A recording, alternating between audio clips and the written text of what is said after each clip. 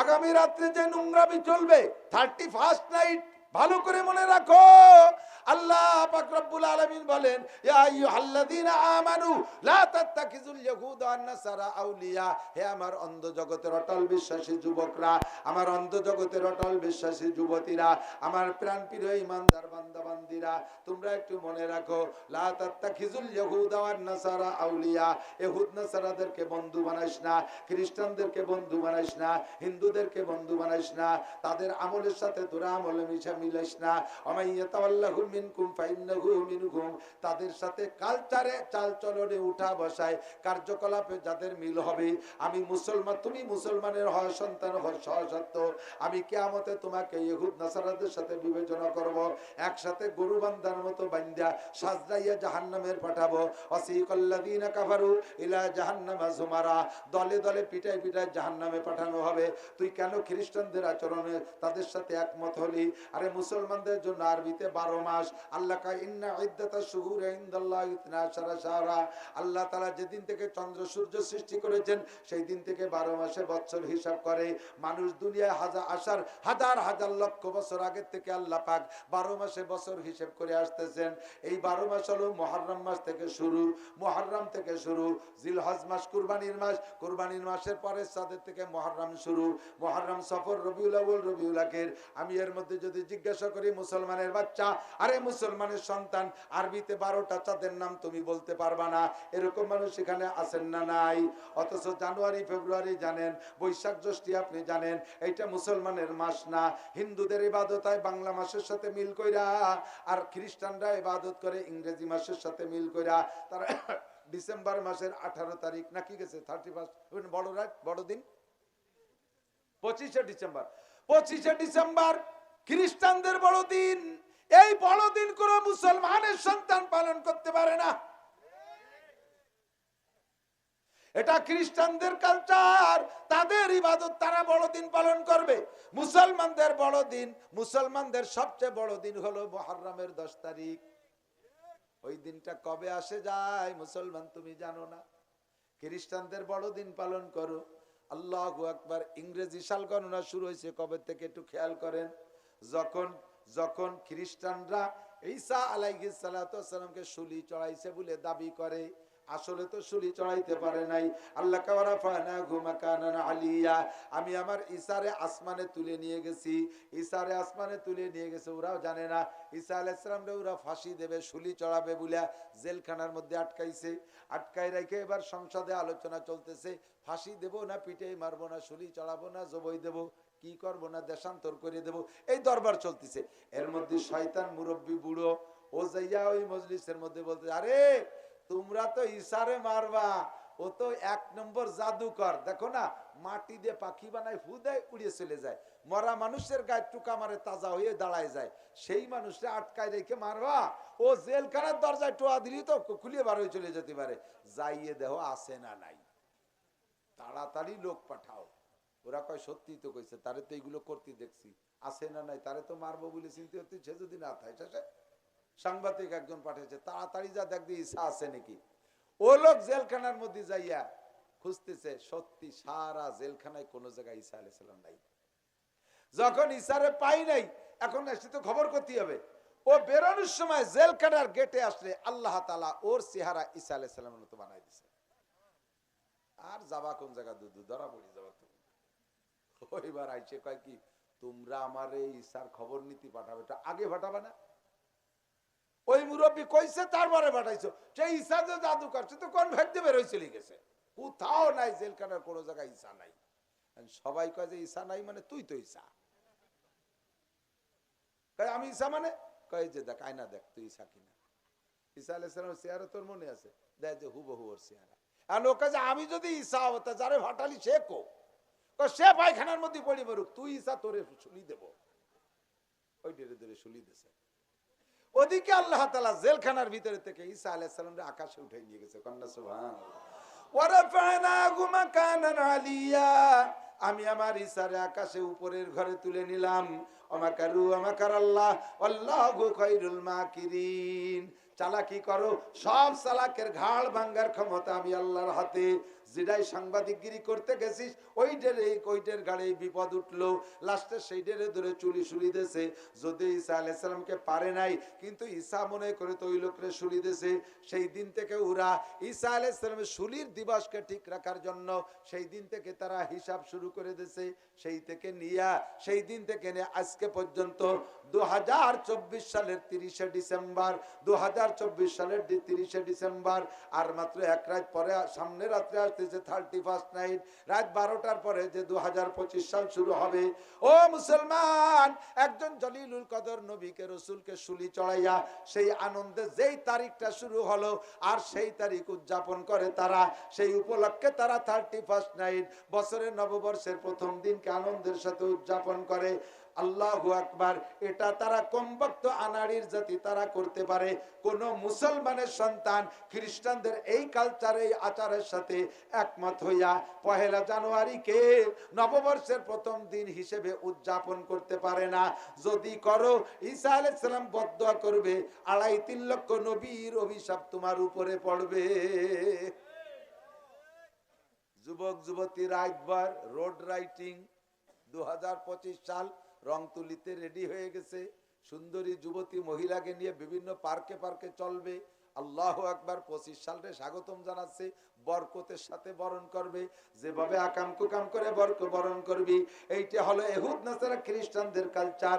এখানে তওবা করা দরকার, প্রস্তুতি নেওয়া দরকার। আমি যুবকদের কাছে হাত দেখতে চাই, কোন যুবক আছো আগামীকাল ইনশাআল্লাহ আমরা এই জাতীয় নোংরামি করব না? কারা একটু হাত দেখতে চাই।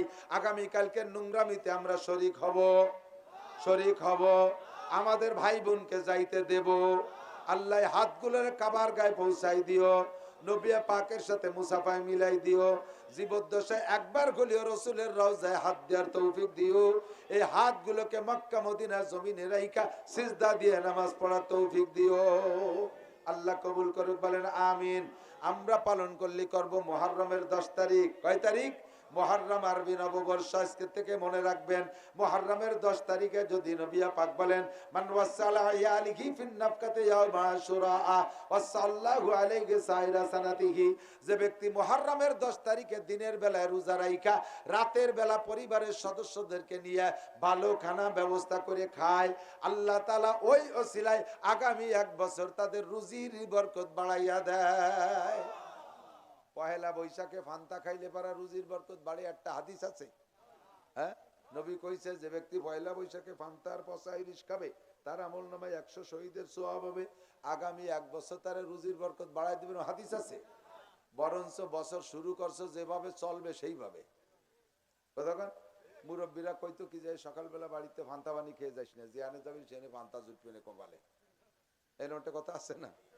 যদিও কোরআন সুন্নাহ না, মুরব্বীরা কয় না খালি মুই যাইস না, যে জায়গা যাবি সে জায়গা ভাত হবে না কপালে, কিছু খাইয়ে যা। তো দিনের শুরুতে না খেয়ে গেলে যদি দিন যায় না খাইতে, দিনের শুরুতে বাড়িতে ফান্তা রুটি খেয়ে গেলে যদি দিন যায় ফান্তা পানি খাতি, তাহলে বছর 1 বৈশাখ শুরু হচ্ছে ফান্তার পচাইলি দে, সারা বছর গরম ভাত পাবা কোন জায়গা? এই জন্য আল্লাহ মায়ের শুরু হয়ে দিয়েছে। বড়াই রিদানের ক্ষেতের ভিতরে বৃষ্টি দিয়ে পানি দিয়ে তলায় দিয়েছে, খা ফান্তা ভাত কত লাগে। দল 1 প্লেট ফান্তা ভাত খাতি পার্কে চলে যায়, সরোয়ার্দী উদ্যানে যায়, ওরে বাবা বটমূলের পান্তা ভাত মানে কি জান্নাতের খানা। 1 প্লেট পান্তা ভাত কিনে নিয়ে আইছে 3000 কাম্মা। আমার কহলে হচ্ছে না, আপনি কোন বড় জমিদারের মাইয়ে মনে আপনার কহলে পাইছি। শাশুড়ি কয় তুই পান্তা ভাত এত ভালোবাসিস, তা তো কোনোদিন কইস নি। 3000 টাকা দিয়ে 1 প্লেট পান্তা ভাত নিয়েছিস, বাগজব করে খাইয়ে খালি আয় আমার বাড়ি, তোর পান্তা ভাত দিয়ে মাটি দেবো, খালি আয়। কত খাতি বাড়ি দেয় চাই। আল্লাহু আকবার। পরে যাইয়া শ্বশুর বাড়ি গেছে কতদিন পরে, সকালে পান্তা, দুপুরে পান্তা, রাত্রি পান্তা, জোহরে পান্তা, আসরে পান্তা, 5 ওয়াক্ত পান্তা। কাম্মা কত খাবো পান্তা ভাত? পান্তা ভাত দিয়ে মাটি দেবো, বাড়ি যাওয়ার সময় তোর পান্তা ভাতের আড়ি দিয়ে হেলমেট বানাই দেবো, যা বুঝিয়ে বেড়াই। 3000 টাকা দিয়ে পান্তা ভাত কিনে খেয়েছি, আমার সাইডে বিল দেওয়া লাগবে না, খালি খাবি পান্তা ভাত আর ফসাই। মুসলমান এক ফোঁটো বোধশোধ নাই। হুজুর এই জন্য 1500 বছর আগে কইছে যে আমার উম্মত অনুকরণে বড় পাকা হবে, তবে অনুকরণ করা দরকার ছিল আল্লাহ আল্লাহ রসুলের, তা বাধ্য অনুকরণ করবে ইহুদ নাসারা। করতে করতে করতে করতে চুলের অনুকরণ, দাড়ির অনুকরণ, পোশাকের অনুকরণ, সবকিছু কালচারের অনুকরণ করতে করতে যদি দেখে যে কোন মুসলমানের সন্তান দেখে যে কোন ইহুদির বাচ্চা সে তার মাকে নিয়ে বিশ্ব রোডে দাঁড়াইয়া ধর্ষণ করতেছে, মার সাথে জিনা করতেছে, মুসলমানের ছেলে মনে করবে এর মধ্যে একটা ক্রেডিট আছে, সেও তার মারে নিয়ে রাস্তায় চলে যাবে। শুনি যেন কেমন লাগলো, এই কি হয় নাকি? বেশি বাকি নাই, বেশি বাকি নাই। বাপে আমি সচক্ষে দেখেছি একজন আর্মির ভালো মানের একজন অফিসার ঢাকা ডিওএসএস এর ভিতরে, নামও জানি বলবো না, এখন রিটায়ার্ড। আমি সচক্ষে দেখেছি এতটুক নিজে হাফ প্যান্ট পরা, সকালবেলা ভোরবেলা মেয়েটাকে নিয়ে হাঁটে, মেয়েটার বয়স 16 থেকে 17 18 হবে, এই মেয়েটা হাফ প্যান্ট পরে একটা টেপ গায়ে, বাপ বেটা দুইজনে হেঁটে, বাপ বেটি দুইজনের মার্চ করতেছে ডিওএসএস এর, একবার এপাশ একবার ওপাশ, ডায়াবেটিস দাবড়ায় বেড়াচ্ছে দুই বাপ বেটি। পারবেন? একটা কুত্তইও পারে না এ কাম। কুত্তরা লজ্জা করে তার এত বড় শিয়ানা ছেলে মেয়ে নিয়ে রাস্তা দিয়ে ল্যাংটা ঘুরে বেড়াতি, কাজে কাজে শিয়ানা হওয়ার সাথে সাথে আলাদা হয়ে যায়, তোরা ন্যাংটা একদিক থাকবে আমরা একটা আলাদা দিক থাকি। আর বাপ হইয়া মুসলমান, বাপ নাম মুসলমান, নাম বলবো না, বাপ মুসলমান, সে তার শিয়ানা মাইকে এইভাবে ল্যাংটা করে নিয়ে ঘুরে বেড়ায়। দেশের পোলাপান পাশতে বসতে বসে দেখে দেখে স্বাদ নিচ্ছে আর মিটমিটে হাসতেছে।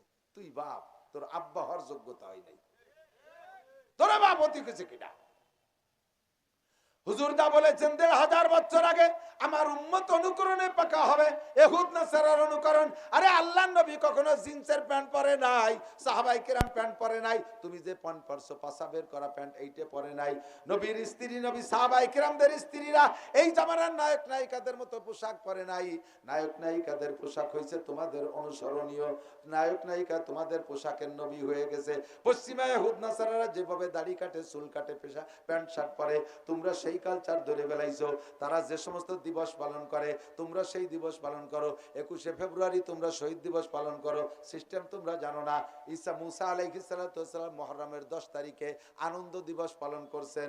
মুসা নবী আলাইহিস সালাম মুহররমের 10 তারিখে ফিরাউন সহ 12,000 সৈনিককে নীল দরিয়ার মধ্যে ডুবিয়ে দিয়েছে আল্লাহ। আর মুসা আলাইহিস সালাম 6 লক্ষ বনী ইসরাইল নিয়ে নদীর উপর চলে গেছে। যখন শত্রুরা ডুবে ধ্বংস হয়ে গেছে তখন তো বিজয় দিবস পালন করতে হবে, বিজয় দিবস পালন করতে হবে। আমাদের বাংলাদেশে 5ই আগস্টের পরে বিজয় দিবস পালন করছে কি দিয়ে? কয়জন 2 রাকাত নামাজ পড়ে খুশি আদায় করছেন, ভাঙচুর, ধর্মার, কালমার ইত্যাদি পোড়াও জ্বালাও এগুলো দিয়ে পালন করছেন। এটাও সম্পূর্ণ কাফেরদের প্রসেস, এটাও কাফেরদের সিস্টেম, এইটা না।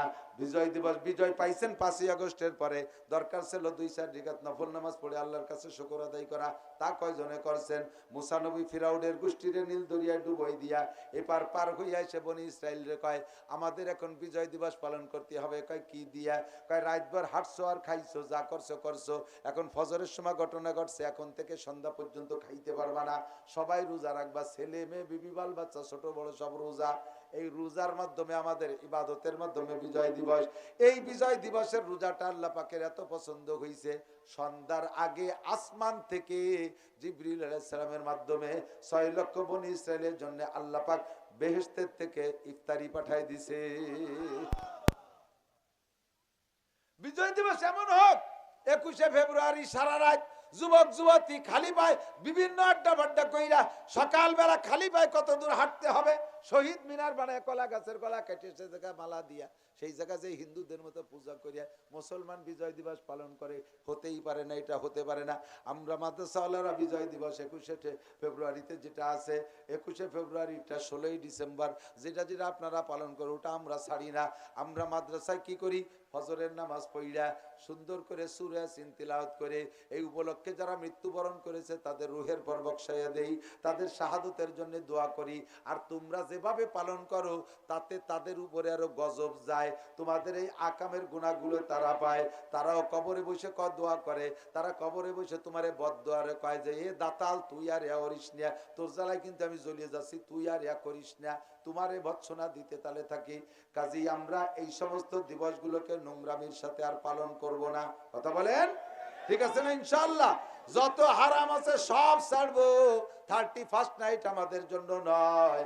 যত দিবস আছে পদ্ধতি না, যদি বিজয় দিবস পালন করতে হয় তাহলে বদর দিবস পালন করা উচিত ছিল মুসলমানের।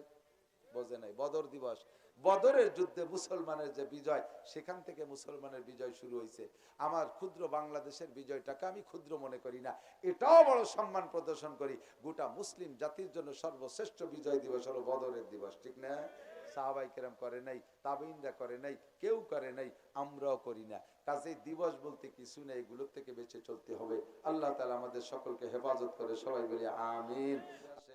তারে দেখার জন্য পাগল হইয়া যাও, যদি তুমি আমলিক করো, শেখ হাসিনা আসলে দেখতে পাগল হইয়া যাও, এই সব মানুষগুলো সেদিন আল্লাহকে দেখার জন্য পাগল হইয়া যাইবে। কাজে আমার তোমার জীবনের সবচাইতে শ্রেষ্ঠ তামান্না থাকতে হবে, নবী পাককে স্বপ্নে দেখবো, কিয়ামতের মাঠে নবীর সাথে সাক্ষাৎ করব, আর জান্নাতের মধ্যে আমি আল্লাহকে দেখবো। বলেন আমিন।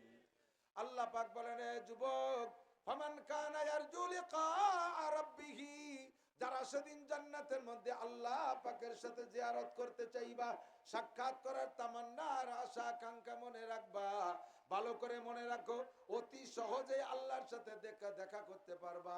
সেই ব্যক্তির দায়িত্ব হলো ফালিয়ামাল আমালান সালিহা, ফালিয়ামাল আমালান সালিহা।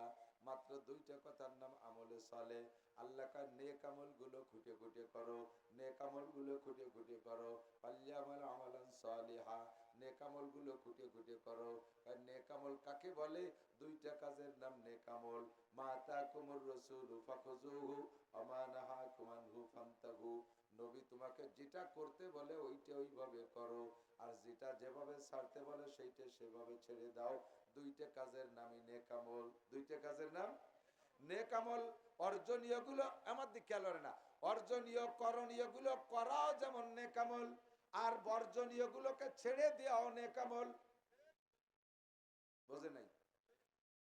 নেক আমল ভালো কাজ করাও যেমন নেক আমল, গুনার কাজকে ছেড়ে দেওয়াও নেক আমল।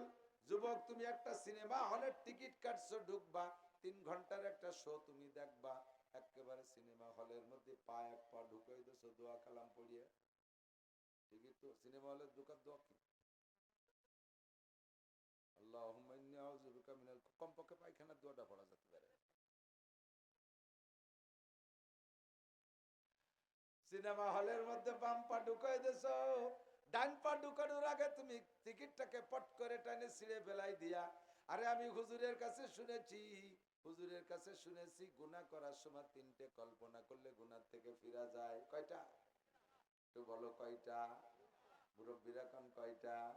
3টে কল্পনা করলে গুনাহ থেকে ফিরা যায়। একটা কল্পনা হলো, আমার দিক যুবকরা খেয়াল করো শোনা, বুড়োরা এমনি মুনিশি হয়ে গেছে, ওনাকে নিয়ে আমার অত টেনশন নাই, কারণ চাকা একটা পাংচার হয়ে গেছে, ঠ্যাং এখন কবরে চলে গেছে, এখন আর ওনাকে দুনিয়ার কোনো কুয়োরে আর সময় নাই। আকাম তোমরা যারা কালকে রাত্রি করবে, তোমাকে নিয়ে আমার টেনশন। আল্লাহু আকবার। আমার দিক তাকাও, গুনাহ থেকে ফেরার জন্য 3টে কল্পনা। কয়টা? আমি 10 জন যুবক চাই, এই 3টে কল্পনা তুমি করবা, ইনশাআল্লাহ তুমি গুনাহ থেকে ফিরবা, আল্লাহর ওলি হয়ে যাইবা। এই 3টে কল্পনা করার জন্য পাক্কা প্রতিজ্ঞা করা 10 জন যুবক একটু হাত দেখাও। 10 জন যুবক একটু হাত দেখাও। আল্লাহ যে কত যুবক হাত দেখাইছে, এই যে 60 বছর 70 বছরের যুবকও হাত দেখাইছে, মাশাআল্লাহ, আলহামদুলিল্লাহ। গুনাহ থেকে ফেরার 3টে কল্পনা। কয়টা? একটা কল্পনা হল, কথা কবি না ছোট, এই মেয়েটারে নিয়েছে।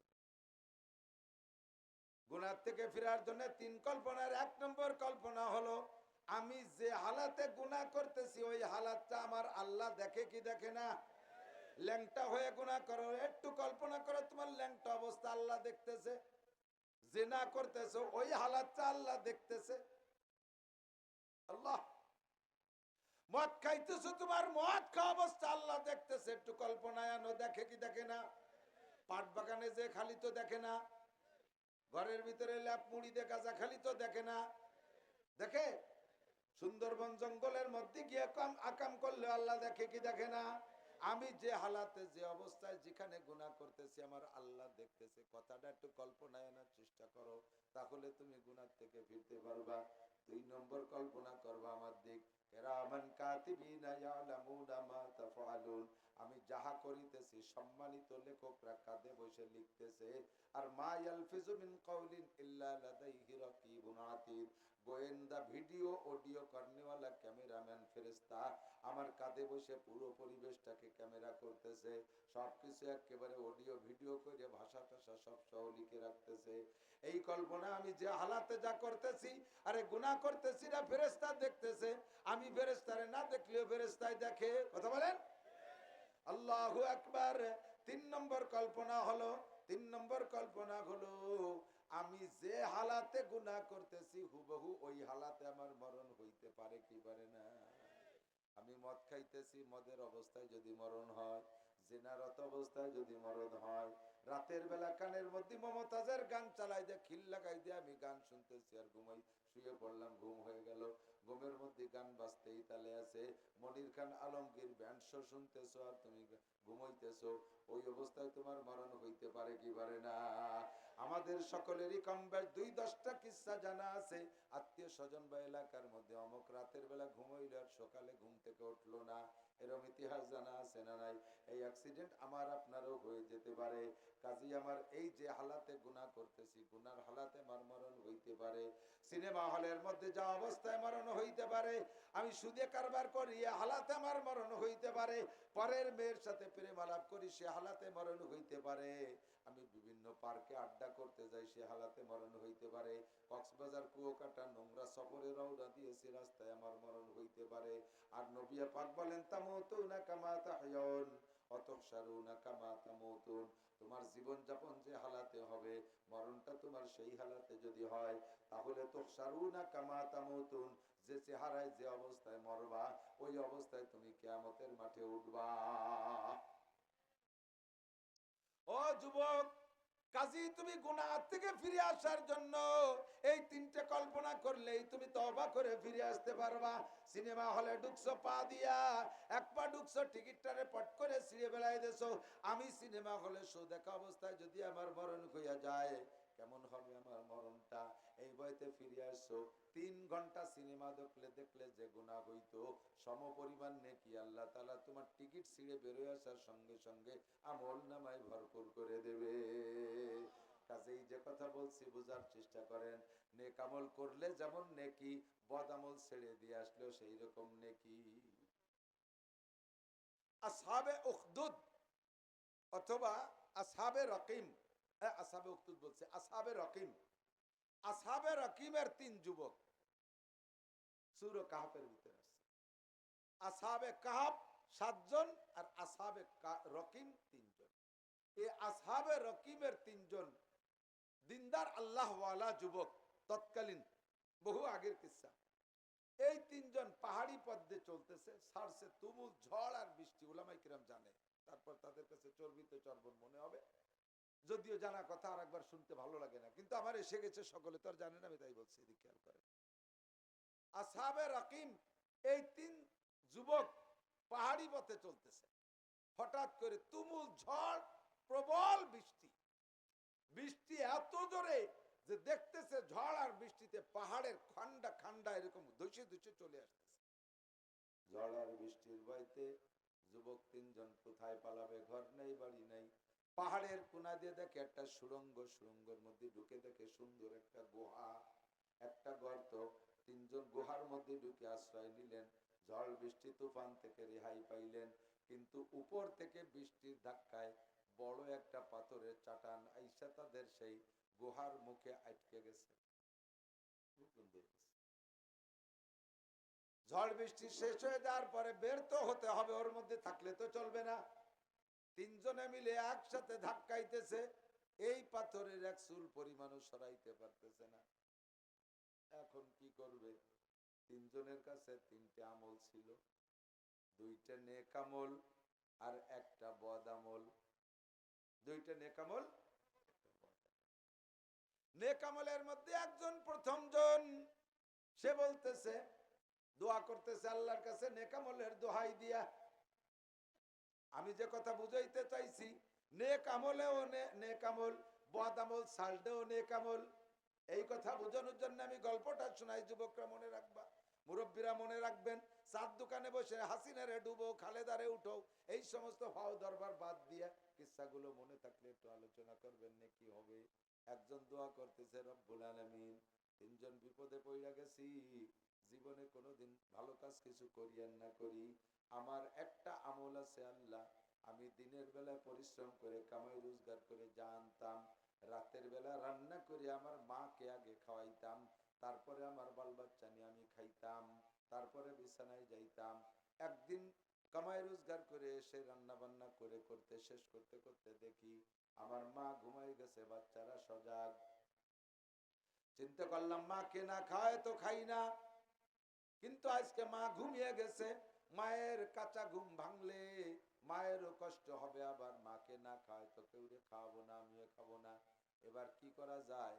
আমি সারাটা রাত মায়ের জন্য খানা নিয়ে অপেক্ষা করেছিলাম, আমার কচি কাঁচা বাচ্চাদেরকে আমি খাইতে দেইনি মায়ের শ্রদ্ধান্তে। আল্লাহ রাব্বুল আলামিন, আমার বাচ্চারা ওই অবস্থায় না খেয়ে ঘুমায় গেছে, মারে না খা আমি খাই নাই, আমি ছেলে মেয়েদেরকেও খাইতে দেই নাই। আমার মায়ের এই শ্রদ্ধার কারণে যদি আমার কোনো নেকি হয়ে থাকে, এতে যদি কোনো বেনিফিট হয়, এর বিনিময়ে তুমি এই পাথরটাকে আমাদের সামনে থেকে সরাইয়া দাও। দোয়া করার সাথে সাথে মায়ের দোহাইতে ওই পাথরটা 3 ভাগের 1 ভাগ সরে গেছে। বুঝেন নাই? একটু কম সুবহানাল্লাহ। এত সাজ্জু সুবহানাল্লাহ কওয়াতে তো আছে। আবার বলি সুবহানাল্লাহ। বললে আল্লাহর আমল নামায় যে নেকি হয়েছে, তার বিনিময়ে জান্নাতের মধ্যে একটা গাছ লাগানো হয়ে গেছে ফলদার। সুবহানাল্লাহর বরকতে জান্নাতের মধ্যে গাছ লাগানো হয়, আলহামদুলিল্লাহর বরকতে লাগানো হয়, আল্লাহু আকবারের বরকতে লাগানো হয়। 3 ভাগের 1 ভাগ পাথর সরে চলে গেছে, একটু একটু দুনিয়া দেখা যাচ্ছে, পুরো ক্লিয়ার হয় নাই, বেরোনো যায় না। এবার দ্বিতীয় জন কইতেছে, দোস্ত দাও আমার কাছে কি আছে দেখি। দ্বিতীয় জন এবার বলতেছে, আল্লাহ, আমি একটা কর্মচারী নিয়েছিলাম কাজের জন্য, ওরে দিনে যে পারিশ্রমিক আমি দেব বলে ওয়াদা করেছিলাম, কাজ শেষে সেই পারিশ্রমিক দিয়েছি, কিন্তু লোকটা খুশি হয় নাই, রাগ করে আমার কাছে টাকা কয়টা ফেলাইতে চলে গেছে, আর নেই নাই। নেই নাই তো আর আসেই নাই, কোনোদিন আমার কাছেও চাই নাই। আমি ওর ওই টাকা দিয়া একটা ছাগল কিনছি, এই ছাগলটা পাইলে বসে বড় করছি, তার থেকে শুধু বাচ্চা হয় আর হয়, বাড়তেই তালে আছে। হাজার হাজার ছাগল হয়ে একটা মাঠ শুধু তার ওই টাকার ছাগলে ভরে গেছে। বহুদিন পরে দেখা, লোকটা এসে আমারে বলতেছে, ভাই রে, আমার সেই দিনের কিষেনের টাকা তো দিলে না, কামলার টাকা তো দিলে না।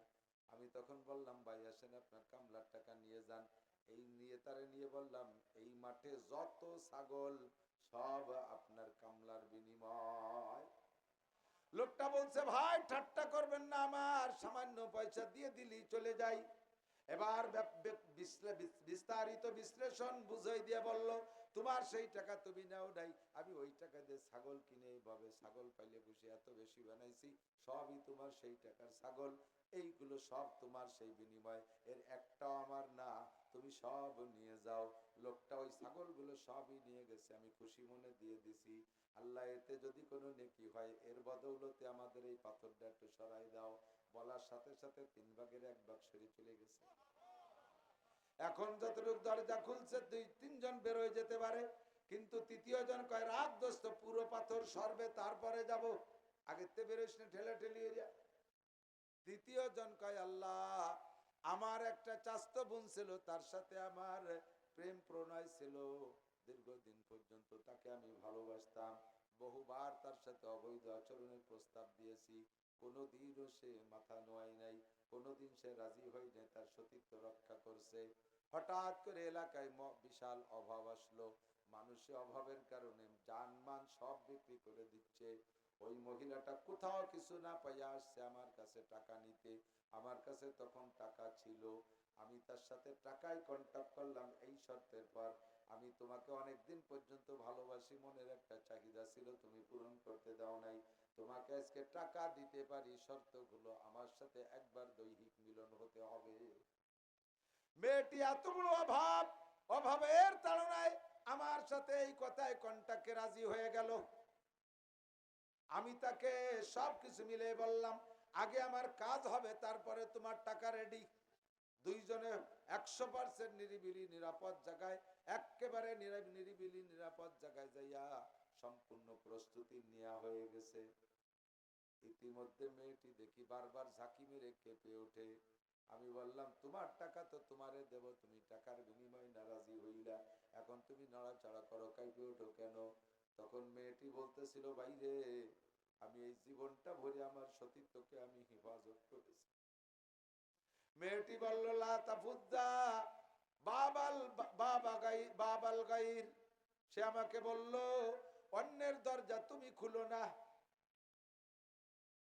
আমার সাথে জীবনে কোনোদিন কেউ কোনো অসৎ আচরণ করে নাই, আমি আমার সতীত্বকে রক্ষা করে চলেছি। ও ভাই, আজকে অভাবে পড়ে তোমার কাছে সতীত্ব বিক্রি করতে যাচ্ছি, আমার ভয় লাগতেছে কিয়ামতে আল্লাহ পাকের কাছে আমি কি জবাব দেব, এই দুশ্চিন্তে আমি বারবার কেঁপে উঠতেছি। তখন ওই মেয়েটির কথায় আমি শতভাগ প্রস্তুতি থেকে ফিরে চলে আসছি। আল্লাহু আকবার। রাতের অন্ধকারে 1 কোটি টাকা রাস্তায় পেয়েছেন বস্তা ভরা, 5 মাইলের মধ্যে কেউ নাই, ইচ্ছে করলে টাকা আনতেও পারেন, নাও আপনি আনতে পারেন, পরের টাকা নেব না বলে লাথি মেরে টাকা ফেলে রেখে চলে আসতে পারেন। একজন টলমলে ভরা যৌবনের যুবক এমন সুন্দর নিরিবিলি পরিবেশে সুন্দরী একটা মেয়ে পেয়ে মেয়ের পক্ষ থেকে শতভাগ সমর্থন পাওয়া সত্ত্বেও ও জায়গা থেকে নিজের ইমানকে বাঁচায় চলে আসা, কোটি টাকার বস্তা ফেলে আসার চাইতো কঠিন, ঠিক না? নবী পাক বলেন, শাবুন নাশা ফি ইবাদাতিল্লাহ রাজুলুন দাতু ইমরাতুন যাতু হাসাবি ওয়া জামাল ফাকালা ইন্নী আখাফুল্লাহ। 7 গুণের মানুষকে আল্লাহ পাক আরশে আজিমের নিচে বসাইয়া নবী পাক নিজ হাতে হাউজে কাউসার পান করাইয়া আল্লাহ পাক, এ যুবক আমার দিক তাকাও, আল্লাহ পাক গালে উঠাইয়া মুখে উঠাইয়া 500 বছর পর্যন্ত খানা খাওয়াবেন। কন্যা সুবহানাল্লাহ। তার ভিতরে সপ্তম হলো, 6 নম্বর হলো, রাজুলুন দাতু ইমরাতুন যাতু হাসাবি ওয়া জামাল ফাকালা ইন্নী আখাফুল্লাহ। ওই পুরুষটাকে আল্লাহ আরশে আজিমের নিচে জায়গা দেবে, যেই পুরুষটাকে কোন সুন্দরী মহিলা নিজের পক্ষ থেকে পরিবেশ তৈরি করে দিয়েছে জিনা করার জন্য, আর সে সেখানে বলে, ইন্নী আখাফুল্লাহ, আমি আল্লাহকে ভয় পাই রে বোন, কাম আমি করতে পারবো না। এই মুহূর্তে যদি ঈমান বাঁচায় আসতে পারে, ওই যুবকের মর্যাদা আল্লাহর কাছে বিশাল। ওরে আরশে আজিমের ভিআইপি মেহমানদের মধ্যে 6 নম্বর জন হিসেবে বসাইয়া আল্লাহ পাক মেহমানদারি করবে, বলেন না সুবহানাল্লাহ। তখন ওই যুবক বলল, আল্লাহ, আমি সেই মুহূর্তে ঈমান বাঁচায় না কত কষ্ট তুমি আল্লাহ আমাদের সম্পর্কে জানো। আমি সে জায়গা অন্যায় থেকে ফিরে আসছি, টাকাগুলো সব তারে দিয়ে দিছি, যেই টাকার কন্ট্যাক্ট করেছিলাম টাকা তারে দিয়ে দিছি, আর আমি জিনা করি নাই। এইটা যদি আমার কোনো ফজিলতের বিষয় হয়ে থাকে, এতে যদি আমার কোনো প্রতিদান তোমার পক্ষ থেকে বরাদ্দ থাকে, তার তুফাইলে আমাকে পাথরটা সরাইয়া দাও। বলার সঙ্গে সঙ্গে আগের 2 বার যতটুক সরছে তার চাইতে বেশি সরে গেছে একবারে। নেকামলের বদৌলতে যে প্রতিদান, বদামলের থেকে ফিরে আসা আর বিনিময়ে তার চাইতে দ্বিগুণ প্রতিদান। কতক্ষণ? এই জন্য নবী পাক হযরত আবু হুরায়রা থেকে হাদিস, আবু হুরায়রা রাদিয়াল্লাহু তাআলা আনহু বলেন, قال رسول الله صلى الله عليه وسلم মাই ইয়াকুযু মিন্নি খামসা কিসালিন ফায়ামালু বিহিন্না। হে আমার সাহাবায়ে কিরাম, তোমাদের মধ্যে কারা আছো, আমি 5টা কথা বলবো, এই 5টা কথা কে গ্রহণ করবা, নিজে আমল করবা, আও ইয়াল্লিমু মাইয়ামালু বিহিন্না। সাদ দোকানে মসজিদে যেখানে গল্প স্বল্পর বইটাকে বসো, ও জায়গা দুনিয়ার গল্প না করে 5টা কথা শিখাইয়া দিবা, মানুষে শুনে শুনে আমল করবে। যারা আমল করতে চায়, এই দায়িত্ব কে নিবা, এই দায়িত্ব কে নিবা? 5টা কথার কথা হুজুর প্রস্তাব দিলেন, আমি হুজুরের পক্ষ থেকে আপনাদের প্রস্তাব দেই, এই 5টা দায়িত্ব কে নিতে রাজি আছেন? একটু হাত দেখাবেন। এর মধ্যে 5টা দায়িত্ব মনে বাংলায় কই দেবো, আমি বাংলায় বলে দেবো, রাজি আছেন? অনেকে হাত উঠে নিয়ে পারবো না, খালি খালি বসে বসে চা খাওয়ানি আর গল্প করবানি, মোবাইল টিপানি, আমি নেব কি জন্য? একটু হাত মান। মাশাআল্লাহ। 5টা কথা হুজুর বললেন, কে আছো আমার থেকে নিবা আর উম্মতের কাছে পৌঁছাই দিবা, নিজে আমল করবা, অন্য মানুষে আমল করবে। আমি 5টা কথা। কয়টা কথা? ফাকামা আবু হুরায়রা, আনা ইয়া রাসূলুল্লাহ। আবু হুরায়রা হাত জাগায় কয়, আল্লাহর নবী, আমি এই 5টা কথা নেব। অন্য সাহাবারও হাত জাগাইছে, কিন্তু আবু হুরায়রা অ্যাডভান্স থাকতেন, চট করে দাঁড়ায় গেছে আগে আবু হুরায়রা। ফাকামা আবু হুরায়রা ফাকালা, আনা ইয়া রাসূলুল্লাহ। আবু হুরায়রা দাঁড়ায় কয়, হুজুর 5টা কথা আমি নেব, আমি আমল করব, উম্মতের কাছে পৌঁছাইয়া দেব। আবু হুরায়রা পৌঁছাইছে বিধায় আজকে আমিও আপনাদের কাছে পৌঁছাইতেছি।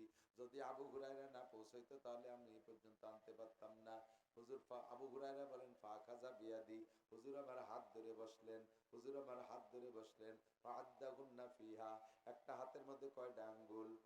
5টা আঙ্গুল। ওই 5টা কথা 5টা আঙ্গুলের মধ্যে গুনলেন। এখান থেকে গোনা শুরু করছেন বৃদ্ধাঙ্গুল থেকে। বাংলাদেশের তর্জমা হিসেবে বৃদ্ধাঙ্গুলটা ধরাই ঠিক আছে, বৃদ্ধ আঙ্গুল। বাংলাদেশে বুড়ো আঙ্গুলের মর্যাদা খুব বেশি। বিদেশে এক তর্জমা, বাংলাদেশে আলাদা তর্জমা। বিদেশে একবার বুড়ো আঙ্গুল দেখান মানে গুড, আর 2 বুড়ো আঙ্গুল দেখাতে ভেরি গুড। আর বাংলাদেশে এক আঙ্গুল দেয়ালি এক ঘুষি, 2টা দেয়ালি মাথা ফাটায় এলাই দেব, ভালো ডেঞ্জারাস, বিপজ্জনক আঙ্গুল বুড়ো আঙ্গুল, ঠিক না? হুজুর আমার বৃদ্ধাঙ্গুল ধরে সর্বপ্রথম বললেন, আবু হুরায়রা মনে রাখো, এর মধ্যে সবাই মনে রাখবো, মনে রাখবো। 1 নম্বরে ইত্তাকিল মাহারেমা তাকুন আবাদান নাস। আমার নবী বললেন, তুমি যদি আল্লাহর জমিনের উপরে আসমানের নিচে সবচাইতে বহুত বড় আবেদ হইতে চাও, সবচেয়ে বড় আবেদ হইতে চাও, সবচেয়ে বড় আবেদ, আবেদ মানে ইবাদত করনেওয়ালা, সবচেয়ে বড় ওলি হইতে চাও, সবচেয়ে বড় বুজুর্গ হইতে চাও, কি বললাম? সবচেয়ে বড় আবেদ, সবচেয়ে বড় ওলি, সবচেয়ে বড় দামি মানুষ আল্লাহর কাছে হইতে চাও, তাহলে তোমাকে বেশি বেশি তিলাওয়াত করার কথা নবী বলেন নাই, বারবার উমরা করার কথা বলেন নাই, বছর ভরে তবলিগি থাকার কথা বলে নাই, শেষ রাত্রে তাহাজ্জুদের কথা বলে নাই, ইশরাকা বিন চাষতের কথা হুজুর বলেন নাই, কোটি কোটি টাকা দান করার কথা বলে নাই, জামা টুপি পাগড়ি জুব্বার কথা হুজুর বলেন নাই। 1 নম্বর সবচেয়ে বড় আবেদ হওয়ার জন্য হুজুর একটা সবক দেশে, তা হলো ইত্তাকিল মাহারিমা তাকুন আবাদান নাস। যত হারাম কাজ আছে ছাইড়া দাও, যত হারাম কাজ আছে ছেড়ে দাও, তাহলে সবচেয়ে বড় বুজুর্গ হবা। নামাজ পড়া সহজ, রোজা রাখা সহজ, টুপি পরা সহজ, পাগড়ি পরা সহজ, দাড়ি রাখা সহজ, তেলাওয়াত করা সহজ, তাহাজ্জুদ পড়াও কঠিন না, হজ করা সহজ, উমরা করা সহজ, তবলিগে যাওয়া সহজ, চরমনায় যাওয়া সহজ, দান করা সহজ, মসজিদ বানানো সহজ, মাদ্রাসা বানানো সহজ, টাকা থাকলে কাজগুলো করা যায়, শারীরিক অবস্থা ভালো থাকলে সব ইবাদত করা যায়, ঘন্টার পর ঘন্টা বসে জিকির করলাম তাতে কি ডাটে হবে, লম্বা টাইম ধরে তিলাওয়াত করলাম ঠেকানোর কেউ নাই, এগুলো সব কাজ সহজ, কিন্তু হারাম কাজের স্বভাব থাকলে ওখান থেকে ফিরে আসা বড় কঠিন। একটু 1-2 সেকেন্ড একটু ভাবেন কি কইছি, দমসা গুলিয়ে দিছি। কিন্তু হারাম কাজের অভ্যাস থাকলে ফিরে আসা বড় কঠিন।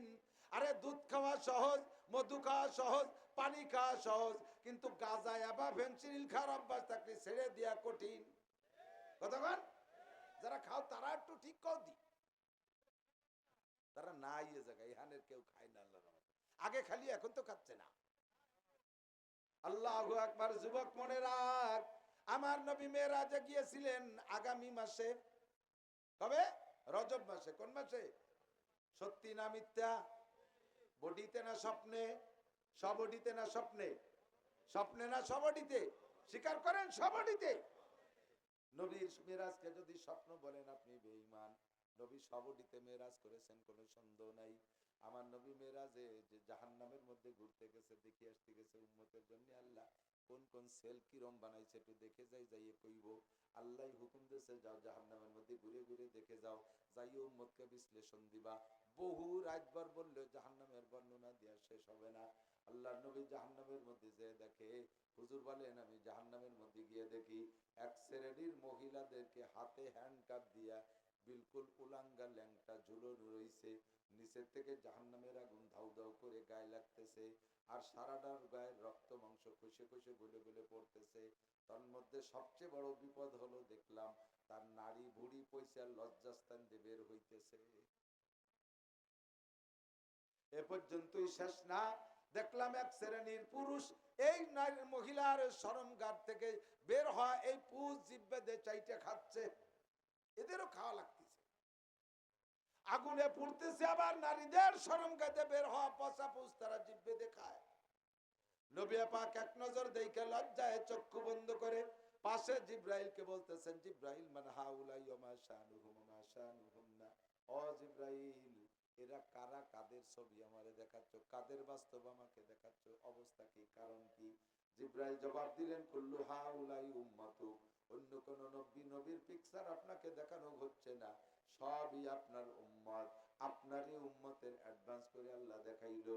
মামা বালুহুন্না মা বালুহুম, আরে কার কি দোষ বলো জিব্রাইল? জিব্রাইল বললেন নারীদের কথা, হুন্নাজ জুনাত, এরা হলো ব্যভিচারিণী নারী, ব্যভিচারিণী নারী, চরিত্রহীন নারী, পয়সার লোভে চরিত্রহীনতা করেছে, পয়সার কারণে দেহ বিক্রি করছে পয়সার কাছে, বেশ্যাখানা পতিতালয় তারা এভাবে কাজ করেছে, অন্যায় করেছে, স্কুল কলেজ ইউনিভার্সিটিতে পড়তো, তারা বন্ধু বান্ধব নিয়ে আনন্দ করেছে, এভাবে বিদেশে চলে গেছে, স্বামী দেশে থেকে বিভিন্ন পুরুষের সাথে অন্যায় করেছে, বিনা তওবায় তারা মারা গেছে, কোটি কোটি বছর তাদের এভাবে নারী বুড়ি পয়সা সরঙ্গাতে বের হবে, এরা হলো আপনার উম্মত।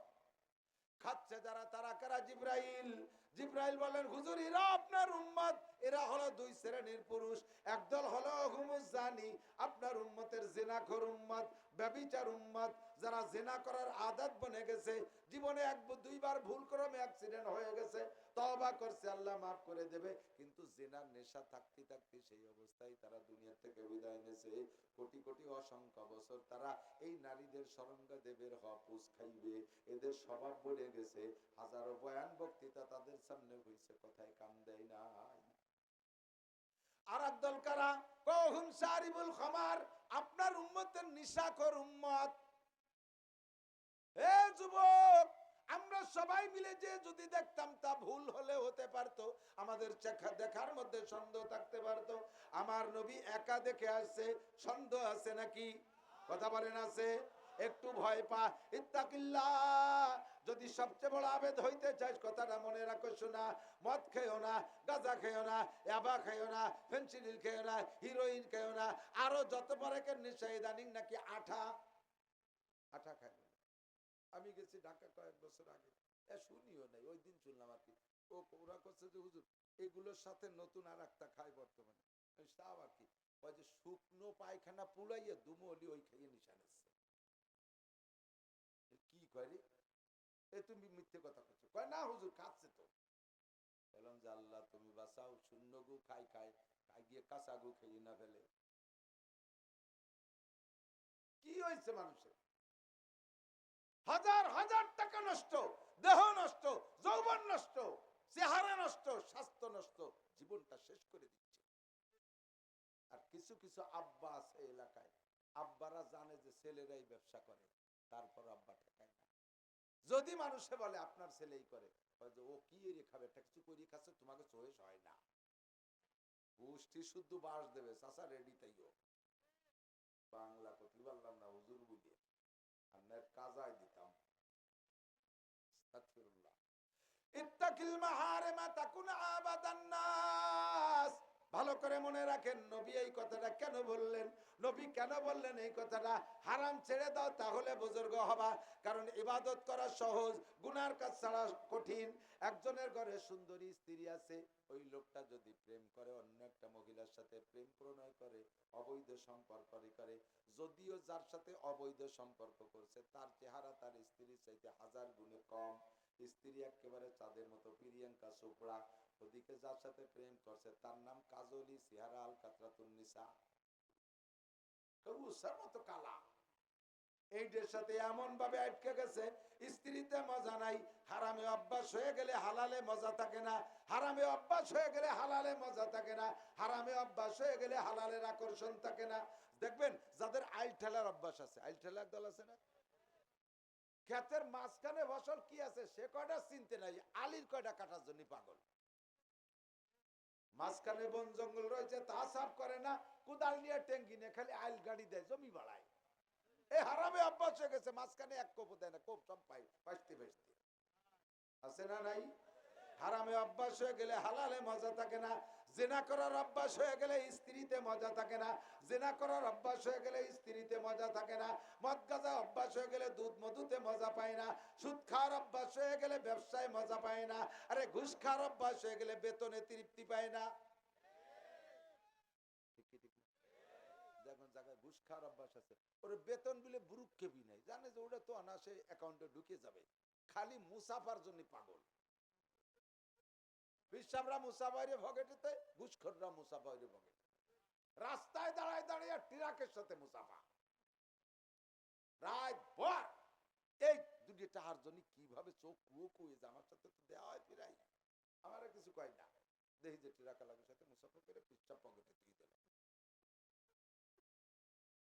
বেতন বলে কোনো টেনশন নাই, ওটা তো অনার্সে ঢুকবে। সুদে কারবারে যাদের অভ্যস্ত হয়ে গেছে তারা ব্যবসায় মজা পায় না, ব্যবসায় তৃপ্তি পায় না, ব্যবসায় কয় টাকা ওর পিছনে কত পরিশ্রম, স্টাম্প নিয়ে নিয়ে কয়েক লাখ টাকা ছড়াই তুতি পারলি পারে, ঘরে বসে মাসে লাখে 10,000, 10 লাখ লাগাতে পারলি 1 লাখ, 5-7-10 লাখ টাকা খরচ করে বিদেশে যাইয়া তারা পায় না 1 লাখ টাকা, 40-50,000 টাকা, এরপরে কতজন বেতন পায় না, আর উনি 10 লাখ টাকা ঘরে বসে রীতিমতো পেয়ে যাচ্ছে। এর চেয়ে মজা আছে? কি চিপ দোকানপাট দিয়ে কি ব্যবসা করবে? হারামে অভ্যাস হয়ে গেলে হালালে মজা থাকে না। এই জন্য নবী পাক বলেছেন ইত্তাকিল মাহারিমা তাকুন আবাদান নাস, সবচেয়ে বড় আবেদ হওয়ার জন্য তোমাকে নামাজ রোজা বেশি করার কথা নবী বলেন নাই, নবী বলেছেন হারাম ছেড়ে দাও, তাহলে তুমি সবচেয়ে বড় আবেদ হবা। আমার সেই কথার কাছে চলে যাই, আমল নেক আমল, নেক আমল দুই ভাবে হয়, একটা হলো হুকুম করা আমলগুলো করে, নামাজ পড়ো, রোজা রাখো, হজ করো, যাকাত দাও, তিলাওয়াত করো, জিকির করো, ফিকির করো, তাবলীগ করো, দান করো, মসজিদ করো, মাদ্রাসা করো, কবরস্থান করো, দাড়ি রাখো, টুপি রাখো, পাগড়ি পরো, জুব্বা পরো, ঢিলা ধরো, মেসাক ধরো, দস্তরখান ধরো, এই সবগুলো আমল, এগুলো করে যেমন নেকি পাওয়া যায়, ওই রকম পাশাপাশি আপনি গুনার কাজ ছাইড়ে দিয়ে নেকি কামাই করতে পারেন, বরঞ্চ এর চাইতে ওই জায়গার নেকি বেশি। নবী তাই বললেন ইত্তাকিল মাহারিমা তাকুন আবাদান নাস, হারাম কাজগুলো ছেড়ে দাও, তুমি সবচাইতে বড় আবেদ হয়ে যাবা। একটু প্রতিজ্ঞা করি যুবক, একটু প্রতিজ্ঞা করো। আল্লাহু আকবার। মাঝে মাঝে আসে দোয়া নীতি আসে যুবকরা, চেহারা দেখলে পরাণ পড়ে, মায়া লাগে, মাজা আমার চাইতে চিকুন, আমি তো খেটি ভিটে কাবু, রাতভর মলন বলি, দিনভর আলচো শিয়ে, গরু স্বাস্থ্য ভালো হয় না, ঘাসে খাবো, ক্ষুধা লাগছে সন্ধ্যার পরে, খাই নেই এতক্ষণ পর্যন্ত, খাই ওয়াজ করলি কষ্ট হয়, খালি ডোল বাজে ভালো, ঢোলকের মধ্যে কিছু দিলি বাড়ি দিলি বের বেড়ায় না, খালি পেটে কথা কথি ভালো, কিন্তু আবার ক্লান্ত হয়ে যায়, আবার ওয়াজ 2 ঘন্টা করে তারপরে যাইয়েই খাবার দেয়, নাড়ি বুড়ি এলোমেলো হয়ে গেছে, খাওয়ার কোনো চাহিদা নাই, দেয় 2 লোকমা খেয়ে চলে যায়, বাইটি বড়া গেলে কি দিয়ে লাগে, ও জায়গা আবার আগে যে খাবার টাবার পাতাম ইদানিং পুলিশ চিতা বন্ধ হয়ে গেছে, আর খালি পেটে যে সুবিধা লাগে বাড়িতে। আল্লাহ কি সুন্দর টলমলে চেহারা হবে 16, 18, 20, 22 বছর, এই টাইমই তো মানুষের চেহারার সময়, মেয়েদেরও এই টাইম চেহারার সময়, ছেলেদেরও এই টাইম চেহারার সময়। তোর চেহারা কোথায় গেল? তোর চেহারা কোথায় গেল? রাতের বেলা 3-4 জন থইল ধরে আটে কুটি কুটি যাই দেয় রাস্তায়, কি এরকম যায় কে? মাল খাইছে বলে তাল হারাই ফেলাইছে, মাল খাইয়া তাল হারাই, জীবন শেষ, যৌবন শেষ, দুনিয়া আখেরাত সব শেষ, খসিরাত দুনিয়া ওয়াল আখিরা। আমার প্রাণ প্রিয় বন্ধু, আয় দোয়া করি। আমি গেছি কুমিল্লা, মসজিদের মধ্যে বসে গেছি, ম্যাট্রিক পরীক্ষার এক দল, ওরা এসে আমার কাছে দোয়া চাচ্ছে, তা আসছে সবাই ভালো, আমার হুজুরের কাছে দোয়া নিতে আসছে, পাঞ্জাবি পায়জামা টুপি টাপা পরে আসছে, একটা ওই তালে তালে ডুয়ে পড়ছে ওকে সাথে, ওটাও পরীক্ষার্থী, ওর হাতে আমার মোবাইল চওড়া যেটুক, লম্বা যেটুক, ওটা মানে চওড়া হবে এতটুকু, একটু বিলের রাতের মতো একটু একটু আঙ্গুল, তাতে মোবাইলই হাতে ধরতেছে না, তাই সহ মোবাইল সহ আমার সাথে মুসাফা করে, দেখি আমার মেজাজ গরম হয়ে গেছে। এরপরে মাথা আগে দিয়েছে, একটু ফু দেন, আমি তোর চুলির যে বাপ, ও ফু গুড়া বন্ধু যাবে না, যে চুল নিয়ে আইছিস ও গুড়া বন্ধু ফু যাবে না। আমি জিজ্ঞেস, তুই কি জন্য আসছিস? আমিও ম্যাট্রিক পরীক্ষা দেবো, একটু দোয়া করবে। আমি তুমি দোয়া, তোর বয়স কত? তুই তোর মাজাই গোস্ত নাই, ফাঁসা শুয়ে আসা হয়ে গেছে, তুই কি খাইস ক, বাচ্চারা আর কি কি খাইস ক, মানুষের মধ্যে ধরি ফেলাইছি, ভয় তেলে থরথরে কাঁপতেছে, লোকজন তো ভরা। তুমি পাস করবা না পরীক্ষা দিয়ে, তুই ফেলও করতে পারবি না। পাস করতে তো কিছু পাওয়া লাগবে, ফেল করতে যা লাগবে তাও তুই পাবি না। আগে ভয় তেদেছে দৌড়। চিন্তা করলাম যে এইভাবে ধমক দিয়ে তাড়াই দিলাম, ও তো জীবনে কোনোদিন কোনো হুজুরির কাছে আর বেরবে না, ওর জীবনের জন্য ও ধ্বংস হয়ে যাবে। সাথে সাথে ডাক দিছে, এই শোন এদিকে। কারণ আসে না এদিকে ভয় নেই, কাছে ডেকে নিছি, নিয়ে একেবারে কোলের মধ্যে বসাইয়া বুকের সাথে জড়াই দিচ্ছি। আমি বললাম যে তোর জন্য আজকে রাত্রে আমি 2 রাকাত তাহাজ্জুদ পড়ে দোয়া করব, তুই কি আমার 2-3 কথা রাখবি? জি হুজুর। এই ট্রেনে যখন বসাইছি ও সময় ও কান্দি দিছে, এখন খুশিতে আবেগে ও সামলাতে পারতেছে না, কান্দি দিছে। আর তোর জন্য আমি আজকে রাত্রে 2 রাকাত নামাজ পড়ে দোয়া করব, নিবি দোয়া? জি হুজুর। তাহলে আমি যা বলবো মানবি? জি হুজুর মানবো। 1 নম্বরে এই চুল কয়টা এখন যে কাটবি সেলুনিতে, আমি বেলেট সেলুনি যাকে পুরো টাক হয়ে যাবো, এই 20 চুল মাথায় রাখবো না, মসজিদের মধ্যে। 2 নম্বরে এই যে প্যান্ট পরছিস, পাশার এই পাশে যে 1 বিঘে বার হয়ে গেছে, ফাঁসার গিরে গুড়ি দেয়া যাচ্ছে, আর এদিক দিয়ে যা না যেখানে নামছে তা তো তুই দেখ কি অবস্থা, দেখ শিড় মিড় সব দেখা যাচ্ছে। এয়ার পরবি নে কম, যে হুজুর জীবনও পড়বো না, আজকে আমি চেঞ্জ করবো। 2 3 নম্বরে কোনোদিন নামাজ কাজা করবো না, বল? জি কোনোদিন করবো না। এই কথা তো ঠিক রাখার জন্য পরীক্ষার পরে 1টা চিল্লা 3টে চিল্লা দিবি? জি হুজুর দেবো। যা তোর জন্য আজকে রাত্রে দোয়া করবো।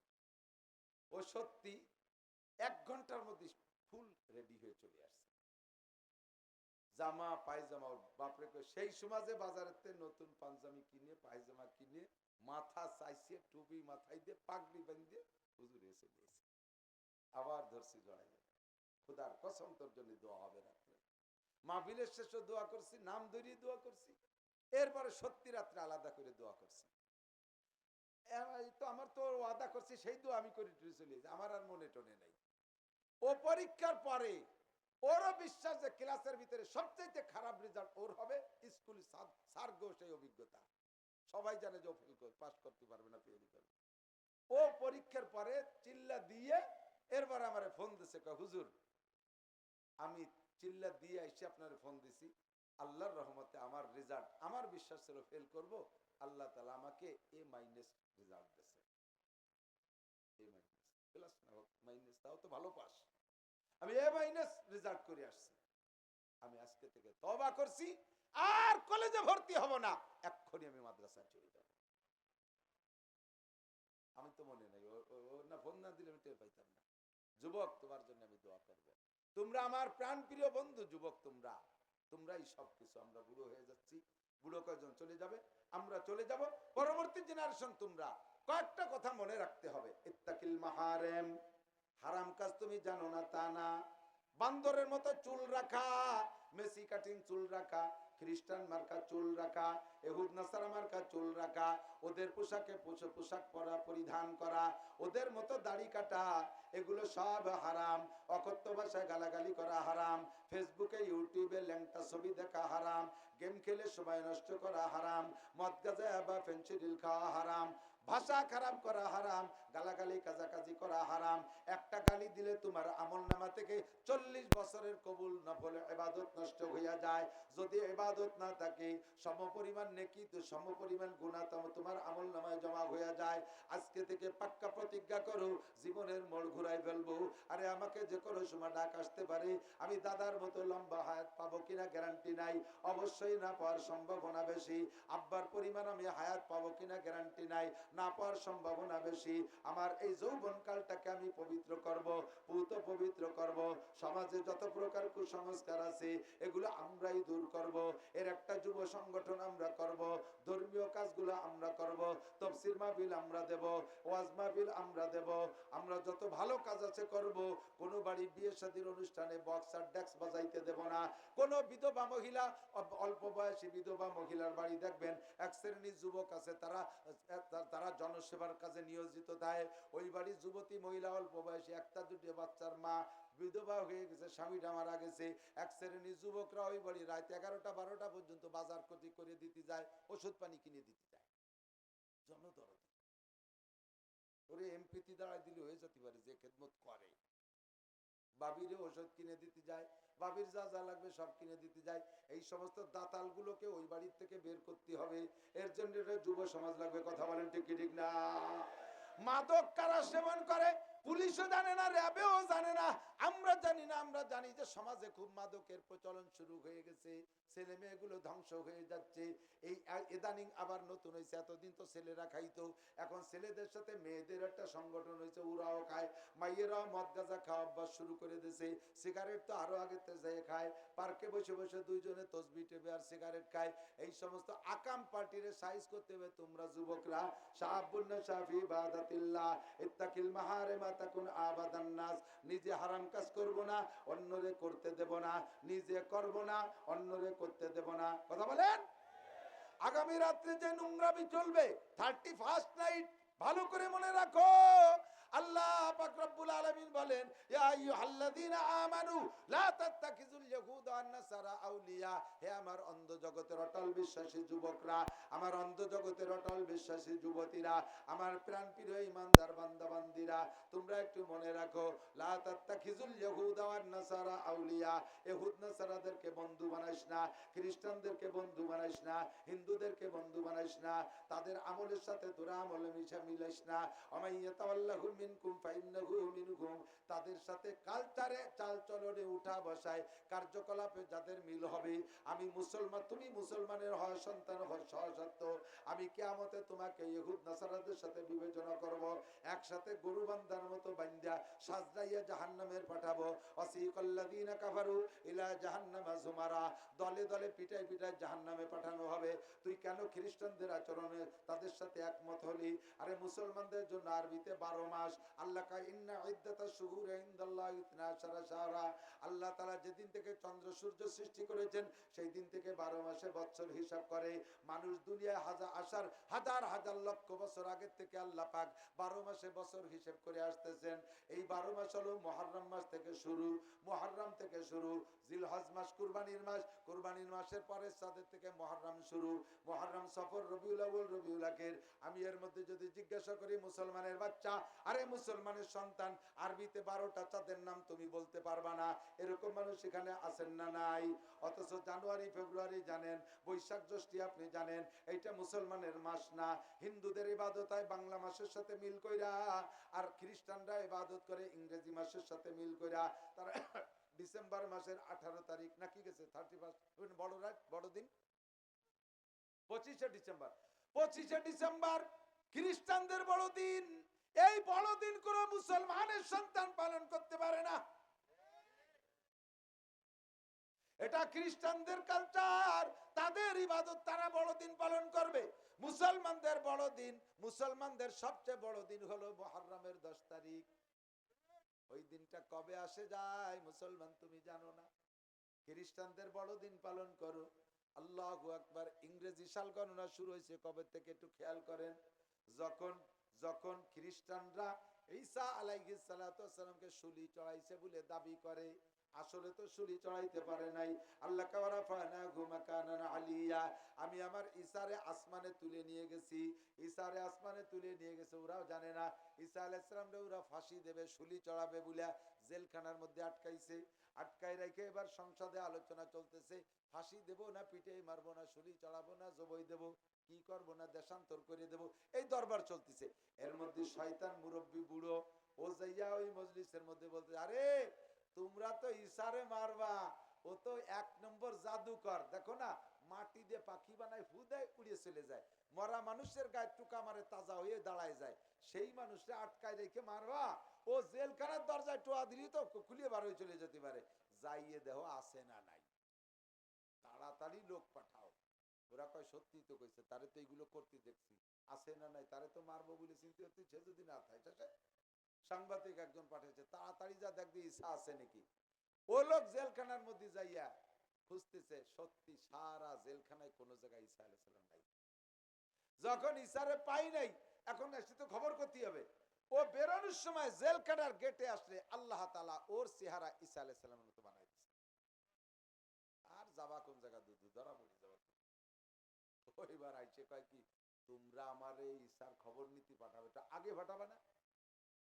ওই মুরব্বী কইছে তারপরে পাঠাইছো। সেই ঈসা যে জাদু করছে তো কোন ভাগ্যে বের হয়ে চলে গেছে, কোথাও নাই, জেলখানার কোনো জায়গায় ঈসা নাই। সবাই কয় যে ঈসা নাই মানে তুই তো ঈসা। আমি ঈসা মানে, কয় যে দেখ আয়না দেখ তুই ঈসা কি। ঈসা আলাইহিস সালামের চেহারা তোর মনে আছে, দেখ যে হুবহু ওর চেহারা। আর লোক যে আমি যদি ঈসা হতে যারে ফাটালি সে কো, সে পায়খানার মধ্যে পড়ে মরুক, তুই ঈসা তোরে শুনি দেব। ওই ধীরে ধীরে শুনি দিছে। ওদিকে আল্লাহ তাআলা জেলখানার ভিতরে থেকে ঈসা আলাইহিস সালামকে আকাশে উঠাই নিয়ে গেছে। কন্না সুবহানাল্লাহ। ওয়া রাফা'নাহু মাকানান আলিয়া, আমি আমার ঈসারে আকাশে উপরের ঘরে তুলে নিলাম। ওমাকারু ওমাকারাল্লাহ আল্লাহু খায়রুল মাকিরিন। চালাকি করো, সব চালাকের ঘাড় ভাঙার ক্ষমতা আমি আল্লাহর হাতে। যেটাই সাংবাদিকগিরি করতে গেছিস ওইটের গাড়ি বিপদ উঠলো, লাস্টে সেই ডেরে ধরে চুলি শুলি দিয়েছে। যদি ঈসা আলাইহিস সালামকে পারে নাই, কিন্তু ঈসা মনে করে তো ওই লোকরে শুলি দিয়েছে। সেই দিন থেকে ওরা ঈসা আলাইহিস সালামের শুলির দিবসকে ঠিক রাখার জন্য সেই দিন থেকে তারা হিসাব শুরু করে দিয়েছে। সেই থেকে নিয়ে সেই দিন থেকে নিয়ে আজকে পর্যন্ত 2024 সালের 30শে ডিসেম্বর, 2024 সালের 30শে ডিসেম্বর, আর মাত্র এক রাত পরে সামনে রাত্রে আসতেছে 31st নাইট, রাত 12টার পরে যে 2025 সাল শুরু হবে। ও মুসলমান, একজন জলিলুল কদর নবীকে রসুলকে শুলি চড়াইয়া সেই আনন্দে যেই তারিখটা শুরু হলো, আর সেই তারিখ উদযাপন করে তারা, সেই উপলক্ষে তারা 31st নাইট বছরের নববর্ষের প্রথম দিনকে আনন্দের সাথে উদযাপন করে। আল্লাহু আকবার। এটা তারা কমবক্ত আনাড়ির জাতি তারা করতে পারে। কোন মুসলমানের সন্তান খ্রিস্টানদের এই কালচার এই আচারের সাথে একমত হইয়া 1 জানুয়ারিকে নববর্ষের প্রথম দিন হিসেবে উদযাপন করতে পারে না। যদি করো, ঈসা আলাইহিস সালাম বদদুয়া করবে, 2.5-3 লক্ষ নবীর অভিশাপ তোমার উপরে পড়বে। যুবক যুবতী রাতভর রোড রাইটিং, 2025 সাল রংতুলিতে রেডি হয়ে গেছে। সুন্দরী যুবতী মহিলাকে নিয়ে বিভিন্ন পার্কে পার্কে চলবে। আল্লাহু আকবার। 25 সালে স্বাগতম জানাচ্ছে, বরকতের সাথে বরণ করবে। যেভাবে আকাম কুকাম করে বরণ করবি, এইটা হলো ইহুদ নাসারা খ্রিস্টানদের কালচার। এখানে তওবা করা দরকার, প্রস্তুতি নেওয়া দরকার। আমি যুবকদের কাছে হাত দেখতে চাই, কোন যুবক আছো আগামীকাল ইনশাআল্লাহ আমরা এই জাতীয় নোংরামি করব না? কারা একটু হাত দেখতে চাই। আগামীকালকে নোংরামিতে আমরা শরীক হব, শরীক হব। আমাদের ভাই বোনকে যাইতে দেব। আল্লাহ হাতগুলোর কাবার গায়ে পৌঁছাই দিও, নবী পাকের সাথে মুসাফায় মিলাই দিও। জীবদ্দশায় একবার হলেও রসুলের রওজায় হাত দেওয়ার তৌফিক দিও। এই হাতগুলোকে মক্কা মদিনার জমিনে রাইখা সিজদা দিয়ে নামাজ পড়ার তৌফিক দিও। আল্লাহ কবুল করুক, বলেন আমিন। আমরা পালন করলে করব মুহররমের 10 তারিখ। কয় তারিখ? মুহররম আরবি নববর্ষ। আজকে থেকে মনে রাখবেন, মুহররমের 10 তারিখে যদি নবী পাক বলেন, মান ওয়াসালা ইয়ালিহি ফিন নাফকাতি ইয়াউমা আশুরা ওয়াসাল্লাহু আলাইহি সাইরা সানাতিহি, যে ব্যক্তি মুহররমের 10 তারিখে দিনের বেলায় রোজা রাখা রাতের বেলা পরিবারের সদস্যদেরকে নিয়ে ভালো খানা ব্যবস্থা করে খায়, আল্লাহ তাআলা ওই ওসিলায় আগামী 1 বছর তাদের রুজির বরকত বাড়াইয়া দেয়। পহেলা বৈশাখে ফান্তা খাইলে পারা রুজির বরকত বাড়ে, একটা হাদিস আছে। হ্যাঁ, নবী কইছে যে ব্যক্তি পয়লা বৈশাখে ফান্তার পচা ইলিশ খাবে তার আমল নামায় 100 শহীদের সওয়াব হবে, আগামী 1 বছর তার রুজির বরকত বাড়াই দিবেন, হাদিস আছে। বরঞ্চ বছর শুরু করছো যেভাবে চলবে সেইভাবে। তখন মুরব্বীরা কইতো কি যে সকালবেলা বাড়িতে ফান্তা পানি খেয়ে যাইস না, যে আনে যাবেন সেনে ফান্তা জুটবে না কপালে, এরকম একটা কথা আছে না? যদিও কোরআন সুন্নাহ না, মুরব্বীরা কয় না, হ্যাঁ খালি মুই যাইস না, যে জায়গা যাবি সে জায়গা ভাত হবে না কপালে, কিছু খাইয়ে যা। তো দিনের শুরুতে না খেয়ে গেলে যদি দিন যায় না খাইতে না খাইতে, দিনের শুরুতে বাড়িতে ফান্তা রুটি খেয়ে গেলে যদি দিন যায় ফান্তা পানি খাতি খাতি, তাহলে বছর পয়লা বৈশাখ শুরু হচ্ছে ফান্তার বসাইলি দে, সারা বছর গরম ভাত পাবা কোন জায়গা? এই জন্য আল্লাহ বেলা মায়ের শুরু হয়ে গেছে। বড়াই রিদানের ক্ষেতের ভিতরে বৃষ্টি দিয়ে পানি দিয়ে তলায় দিয়েছে, খা ভান্তা ভাত কত লাগে। দল এক প্লেট ভান্তা ভাত খাতি পার্কে চলে যায়, সরোয়ার্দী উদ্যানে যায়। ওরে বাবা, বটমূলের পান্তা ভাত মানে কি জান্নাতের খানা। এক প্লেট পান্তা ভাত কিনে নিয়ে এসে 3000 কাম্মা। আমার কহলে অর্থ না, আপনি কোন বড় জমিদারের মাইয়ে মনে আপনার কহলে পাইছি। শাশুড়ি কই, তুই পান্তা ভাত এত ভালোবাসিস, তা তো কোনোদিন করিস না। 3000 টাকা দিয়ে এক প্লেট পান্তা ভাত নিয়েছি, বাগযোগ করে খাইয়ে খালি আয় আমার বাড়ি, তোর পান্তা ভাত দিয়ে মাটি দেবো, খালি আয়। কত খাতি বাড়ি দেয় চাই। আল্লাহু আকবার। পরে যাইয়া শ্বশুর বাড়ি গেছে কতদিন পরে, সকালে পান্তা, দুপুরে পান্তা, রাত্রি পান্তা, জোহরে পান্তা, আসরে পান্তা, 5 ওয়াক্ত পান্তা।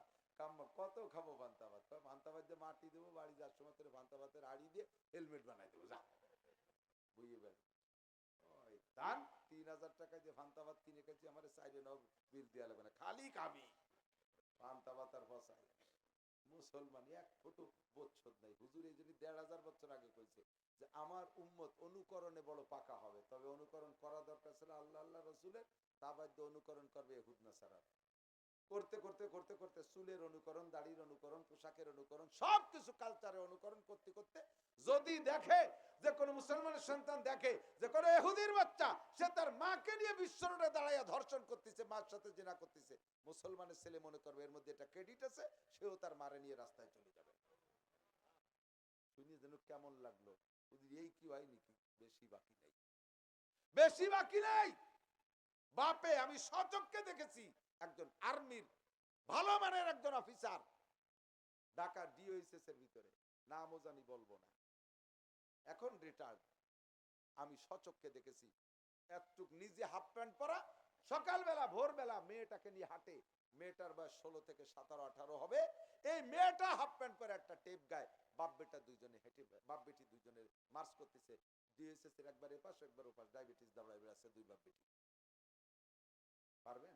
একটা কুত্তইও পারে না এই কাম। কুত্তরা লজ্জা করে তার এত বড় শিয়ানা ছেলে মেয়ে নিয়ে রাস্তা দিয়ে ল্যাংটা ঘুরে বেড়াতি। কাজে কাজে শিয়ানা হওয়ার সাথে সাথে আলাদা হয়ে যায়, তোরা ন্যাংটা একদিক থাকবে, আমরা একটা আলাদা দিক থাকবে। আর বাপ হইয়া মুসলমান, বাপ নাম মুসলমান, নাম বলবো না, বাপ মুসলমান, সে তার শিয়ানা মাইকে এইভাবে ল্যাংটা করে নিয়ে ঘুরে বেড়ায়। দেশের পোলাপান পাশতে বসতে বসে দেখে দেখে স্বাদ নিচ্ছে আর মিটমিটে হাসতেছে। তুই বাপ, তোর আব্বা হওয়ার যোগ্যতা হয় নাই, তোরা বাপ হতে গেছে কিনা? হুজুর যা বলেছেন 1500 বছর আগে আমার উম্মত অনুকরণে পাকা হবে, ইহুদ নাসারার অনুকরণ। আরে আল্লাহর নবী কখনো জিন্সের প্যান্ট পরে নাই, সাহাবায়ে কেরাম প্যান্ট পরে নাই। তুমি যে প্যান্ট পরছো পাছা বের করা প্যান্ট, এইটা পরে নাই। নবীর স্ত্রী, নবী সাহাবায়ে কেরামদের স্ত্রীরা এই জামানার নায়ক নায়িকাদের মতো পোশাক পরে নাই। নায়ক নায়িকাদের পোশাক হয়েছে তোমাদের অনুসরণীয়, নায়ক নায়িকা তোমাদের পোশাকের নবী হয়ে গেছে। পশ্চিমা ইহুদ নাসারারা যেভাবে দাড়ি কাটে, চুল কাটে, পেশা প্যান্ট শার্ট পরে, তোমরা সেই কালচার ধরে বেলাইছো। তারা যে সমস্ত দিবস পালন করে তোমরা সেই দিবস পালন করো। 21শে ফেব্রুয়ারি তোমরা শহীদ দিবস পালন করো, সিস্টেম তোমরা জানো না। মুসা আলাইহিস সালাম মুহররমের 10 তারিখে আনন্দ দিবস পালন করছেন। মুসা নবী আলাইহিস সালাম মুহররমের 10 তারিখে ফিরাউন সহ 12,000 সৈনিককে নীল দরিয়ার মধ্যে ডুবিয়ে দিয়েছে আল্লাহ। আর মুসা আলাইহিস সালাম 6 লক্ষ বনী ইসরাইল নিয়ে নদীর উপর চলে গেছে। যখন শত্রুরা ডুবে ধ্বংস হয়ে গেছে তখন তো বিজয় দিবস পালন করতে হবে, বিজয় দিবস পালন করতে হবে। আমাদের বাংলাদেশে 5ই আগস্টের পরে বিজয় দিবস পালন করছে কি দিয়ে? কয়জন 2 রাকাত নামাজ পড়ে খুশি আদায় করছেন?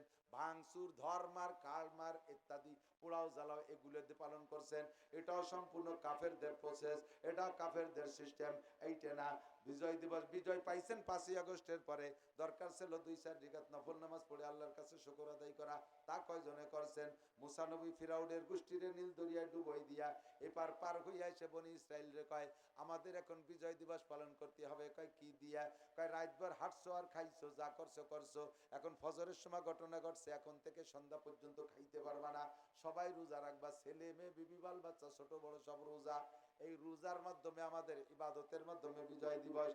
এই বিজয় দিবসের রোজাটা আল্লাহ পাকের এত পছন্দ হয়েছে, সন্ধ্যার আগে আসমান থেকে জিবরিল আলাইহিস সালামের মাধ্যমে 6 লক্ষ বনী ইসরাইলের জন্য আল্লাহ পাক বেহেশতের থেকে ইফতারি পাঠায় দিছে। বিজয় দিবস এমন হোক 21শে ফেব্রুয়ারি সারা রাত যুবক যুবতী খালি পায় বিভিন্ন আড্ডা বাড্ডা কইরা সকালবেলা খালি পায় কত দূর হাঁটতে হবে, শহীদ মিনার বানায় কলা গাছের কলা কেটে সে জায়গায় মালা দিয়া সেই জায়গা যে হিন্দুদের মতো পূজা করিয়া মুসলমান বিজয় দিবস পালন করে, হতেই পারে না, এটা হতে পারে না। আমরা মাদ্রাসাওয়ালারা বিজয় দিবস 21শে ফেব্রুয়ারিতে যেটা আছে, 21শে ফেব্রুয়ারিটা 16ই ডিসেম্বর যেটা যেটা আপনারা পালন করে ওটা আমরা ছাড়ি না। আমরা মাদ্রাসায় কি করি, ফজরের নামাজ পড়িয়া সুন্দর করে সূরা ইয়াসিন তিলাওয়াত করে এই উপলক্ষে যারা মৃত্যুবরণ করেছে তাদের রুহের পর বকশাইয়া দেই, তাদের শাহাদতের জন্য দোয়া করি।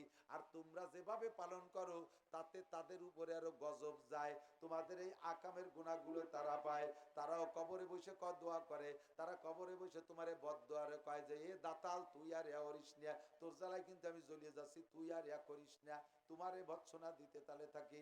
কাজেই আমরা এই সমস্ত দিবসগুলোকে নোংরামির সাথে আর পালন করব না। কথা বলেন ঠিক আছে না? ইনশাআল্লাহ যত হারাম আছে সব ছাড়বো, 31st নাইট আমাদের জন্য নয়।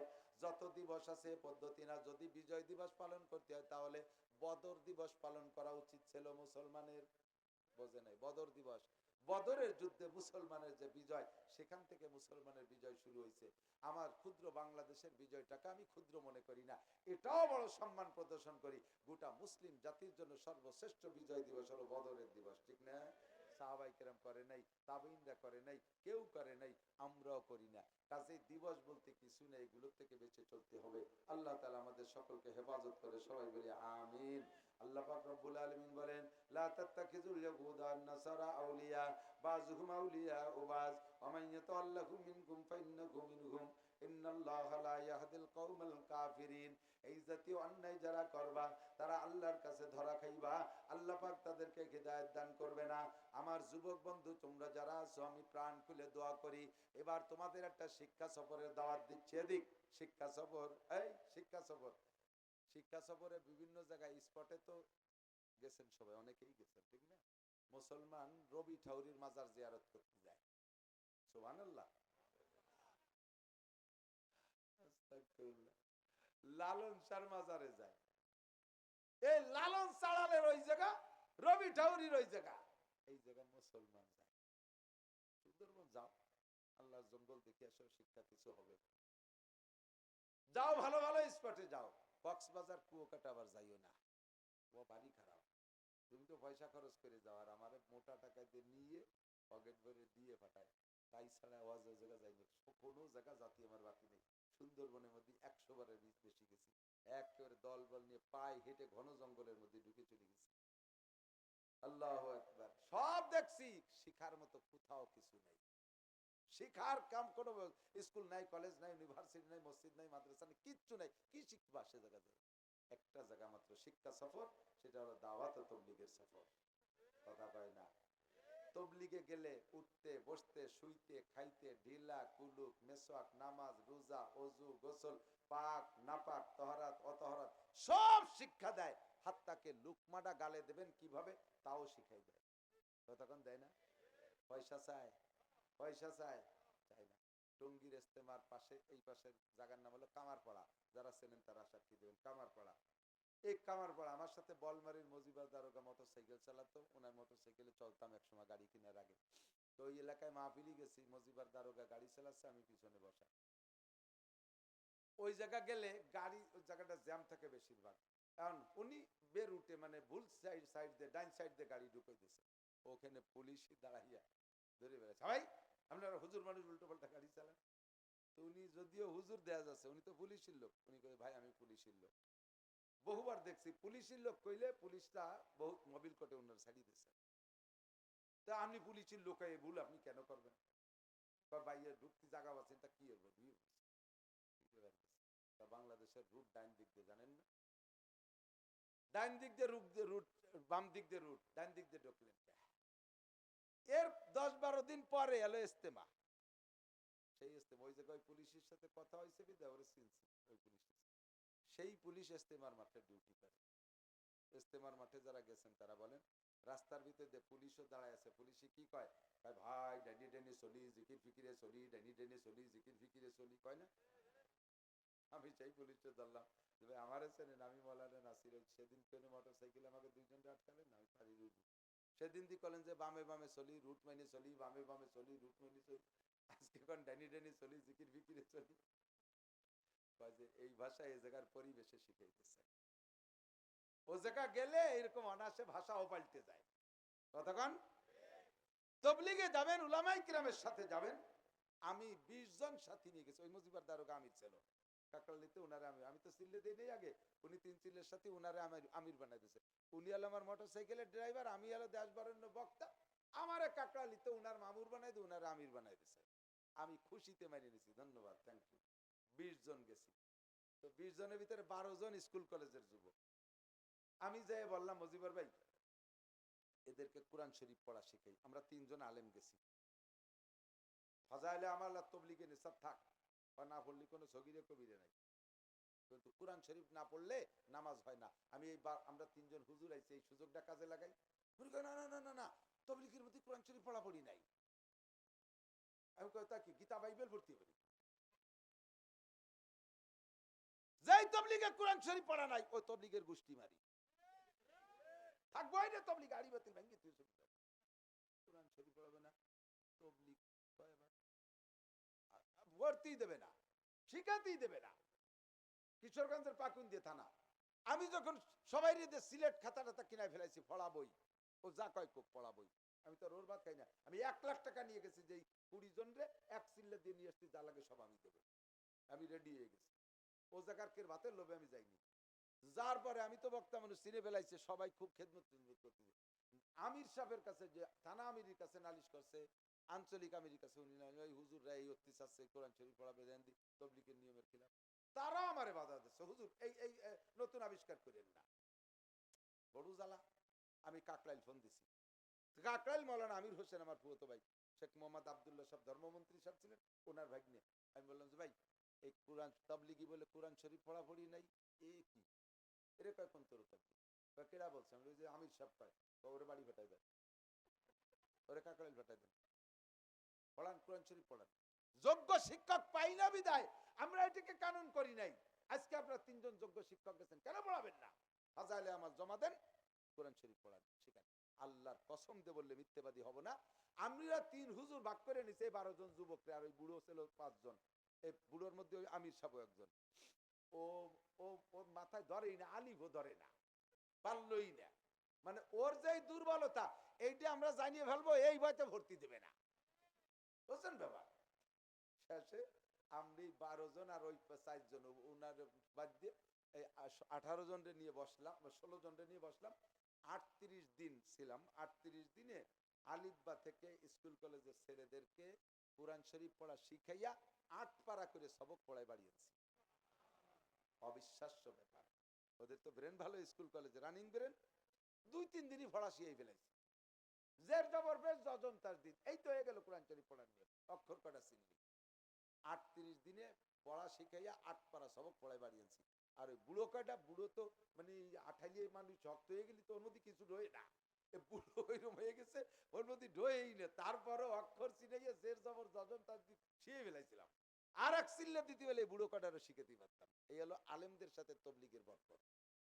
কতক্ষণ বড় ফাজাইলে আমার তবলিগের হিসাব হবে না, থাক আম্মাবাদ। বসে বসে বসে বসে আমি যত মাসআলা আছে সমস্ত মাসআলা পড়াইছি। রাত্রে বসে মাসআলা, দিন ভরে মাসআলা হবে, সব মাসআলা হবে। মাসলা মাসাইল জানে না, নামাজ ভাঙ্গার কারণ 19টা জানে না, নামাজের ফরজ 13টা জানে না, 14টা ওয়াজিব জানে না, ওযু ভাঙ্গার কারণ জানে না, গোসলের ফরজ জিজ্ঞেস করছি, গোসলের ফরজ কয়টি? কয় 3টি। 1 নম্বরে সাবানদানি, 2 নম্বরে গরম পানি, 3 নম্বরে গামছা খানি। গোসলের ফরজ 3টি। এই টালটু বালটুরে মানুষ বানানোর একমাত্র ব্যবস্থা হলো দাওয়াত ও তাবলীগ। উলামায়ে কিরামের সাথে আমরা তাবলীগের সাথী হব। রাজি আছেন ভাই? রাজি আছেন? টঙ্গীর ইজতেমায় যাবেন, এবছর অনেক ছেলে পেলে বের হবে ইনশাআল্লাহ, অনেক আলেম উলামা বের হবে। কি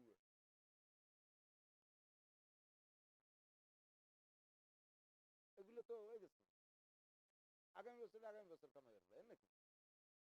সেদিন বাঁচি না মরি, তার আগে থেকে হাত দিয়ে পোস্টারে 10,000, মাইকিং এ 10,000, প্যান্ডেল। তুমি আর হুজুর আর 3 জন দিয়ে আর ঝামেলা না, সহজ হয়ে গেছে। আপনার একমত? সবাই রাজি।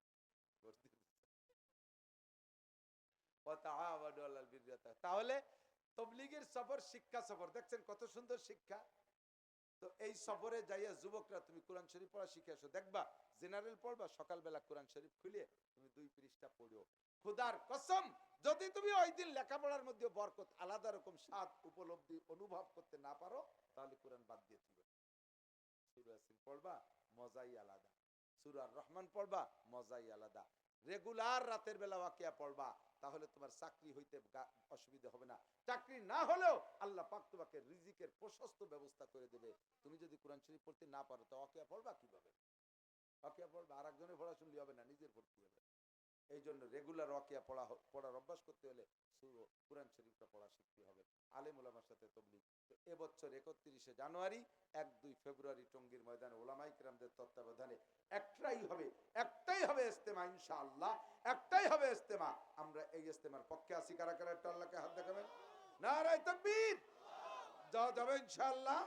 যুবকরা রেডি হও, যাবা ইনশাআল্লাহ, যাবা ইনশাআল্লাহ। মুরব্বীরা রেডি থাকেন, যাবো ইনশাআল্লাহ। ঠিক আছে, আল্লাহ কবুল করুক। এই 3টে কাজ আগামী বছরের জন্য 3 জনে ওয়াদা দেবেন। এখন থেকে নিয়ে আগামী বছরের মাহফিল পর্যন্ত এই 3 জনের জন্য দোয়া হতে থাকবে। আল্লাহ, একটা লোক মাইক পোস্টারের টাকা দেবে, একটা লোক মাইকের টাকা দেবে, আর একটা লোক প্যান্ডেলের, না প্যান্ডেলে 20,000 আর মাইকে 10,000, পোস্টারে 10,000। 3টে লোক যদি থাকেন তাহলে 1 বছর পর্যন্ত তার জন্য আমরা দোয়া করব যে আল্লাহ এই 3টে লোককে তুমি বাঁচায় রাখো, কারণ পথে যদি এরা মরে যায় তাহলে তো আমরা এইটা পাচ্ছি না। এখন ওয়াদা করে গেলে পুরো বছর ভরে হায়াতের দোয়া পাবেন, সম্পদের দোয়া পাবেন। আর মুরব্বী যারা কবরে চলে গেছে তাদের জন্য আমরা দোয়া করবো। আছেন কোন আল্লাহর বান্দা? একজন বলবেন যে আগামী বছরে প্যান্ডেলের টাকা আমি দেবো ইনশাআল্লাহ, আগামী বছরে মাইকের টাকা আমি দেবো, আগামী বছরে পোস্টারের টাকা। 3টে মানুষ একটু বলেন, একজন বলেন। একজন মানুষ সর্বপ্রথম পোস্টারের 10,000 টাকা কে আছেন? আলাইসা মিনকুম রাজুলুন রশীদ। লাভ কি? আপনার পোস্টারের প্রচারে যত মানুষ সেখানে এসে বয়ান শুনবে, তাতে যে নেকি হবে, আল্লাহর রহমত, এই নেকিটা আপনি পেয়ে যাবেন। এর সম পরিমাণ নেকি আপনি পাবেন। তাদের কোনো নেকিতে ঘাটতি হবে না। একজন মানুষ থাকলে বলে বলেন, দোয়া করে দেই তার জন্য। খুব তাড়াতাড়ি, সময় রাত গভীর হয়ে গেছে, শীতের রাত। আছেন রজুলের রশিদ কেউ আছেন? মোটা মোটা দাগ তো আগে কালেকশন করে ফেলাইছে শুনছি। শফিক সাহেব, শফিক, হ্যাঁ, কে নাম?